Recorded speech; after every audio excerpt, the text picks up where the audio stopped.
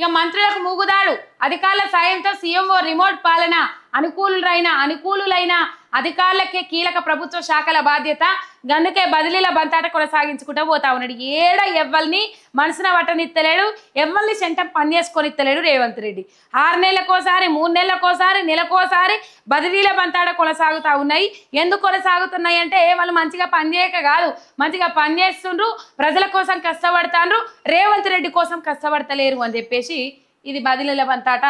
అమాత్యుల మాటను ఖాతరు చేయని ఆ శాఖల బ్యూరోక్రాట్లు సీఎంఓ చెప్తేనే చెప్తామంటూ స్పష్టం చేస్తున్న శాఖాధిపతులు ఇరువురికి పొసగక ఆయా విభాగాల్లో ఆగిపోతున్న పనులు ముఖ్య శాఖల్లో ప్రతి ఫైలు ముఖ్యమంత్రి కార్యాలయానికే, అక్కడి నుంచి వచ్చే ఆదేశాలతోనే ఉన్నతాధికారుల చర్యలు. మరి ఆడికే పోతాయి, కమిషన్లు అందాలి కదా, కమిషన్లు అందడం కోసమే ఆడికే పోతాయి. ఆడికి పోయినాక జూబ్లీ హిల్స్ భవనంలకు పోయినాక, జూబ్లీ హిల్స్ నివాసంలకు పోయినాక, ఆ నివాసంలో సంతకాలు పెట్టినాక, ఆ సంతకాలు పెట్టక ముందే కమిషన్ల ఒప్పందం జరిగినాక ఆ ఫైల్ ముందడికి కదులుతుంది. మొత్తం మీద ఇది అక్కడి నుంచి వచ్చే ఆదేశాలతోనే ఉన్నతాధికారుల చర్యలు, ఆయా శాఖల బిల్లులకు అక్కడి నుంచి అనుమతి రావాలన్నట. నిర్ణయాలు తీసుకోలేనప్పుడు ఈ పదవులు మాకెందుకు, అనవసర జోక్యంపై అమాత్యుల్లో పెరుగుతున్న అసహనం, తమ మాట అధికారులు వినకుండా చేస్తున్నారని ఆందోళన అని చెప్పేసి అట్లే ఉంటది. మొత్తం పాలన గుప్పిట్లో పెట్టుకొని అధికారులు నా చెప్పు చేతులలో ఉండాలి అని చెప్తాడు, అధికారులను వాళ్ళ చెప్పు చేతులలో పెట్టుకుంటాడు.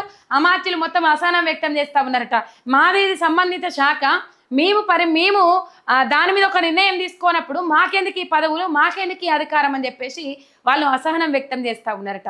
మళ్ళా మాట్లాడతాడు, అధికారులు ప్రభుత్వ నాయకులు చెప్పిన మాటలు వినద్దు, వాళ్ళు జైలుకే పోతారు, వాళ్ళు కారాగారాలకే పోతారు, వాళ్ళకు ఉరి శిక్షలే పడతాయి అని చెప్తాడు. ఈయన మాత్రం పిడికిట్ల గుప్పిట్ల పెట్టుకొని ఆట ఆడిస్తాడు, ముల్లిగట్ట బట్టి ఆట ఆడిచ్చినట్టు.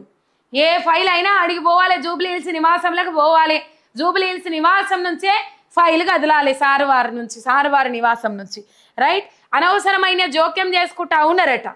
ప్రభుత్వంలోని వివిధ శాఖల ఉన్నతాధికారులు మంత్రుల మధ్య సమన్వయం లోపిస్తున్నదా, మంత్రులు చెప్తున్న దానితో అధికారులు చెప్తున్న దాంతో మంత్రులు విభేదిస్తున్నారా, ఆయా శాఖలపై పట్టు సాధించేందుకు కొందరు మంత్రులు తమకు నచ్చిన అధికారులను నియమించుకునేందుకు చేస్తున్న ప్రయత్నాలు విఫలమవుతున్నాయా, మంత్రులు చెప్పిందల్లా చేస్తా ఉన్నారని చెప్పేసి, చెప్పిందల్లా చేస్తే రేపటి రోజు తాము ఇబ్బందులు పడాల్సి వస్తుందని అధికారులు భయపడుతున్నారా, అందుకే మంత్రులు చెప్పిన పనులు చేసేందుకు తటపటాయిస్తున్నారా, మంత్రుల శాఖల్లో అధికారులను సీఎంఓనే నియంత్రిస్తున్నదా అంటే అవుననే సమాధానాలు వస్తూ ఉన్నాయి, అవుననే సమాధానాలు వినబడతా ఉన్నాయి.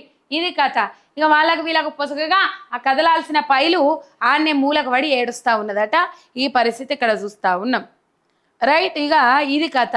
మూగుదాడేస్తున్నారట, ఏవైనా గుప్పిట్లో పెట్టుకోవాలి, లేకపోతే అన్నదమ్ముల చేతులలో పెట్టాలి. సెక్రటేరియట్లో కూడా అన్నదమ్ములు పెత్తనం చెలాయిస్తూ ఉన్నారట.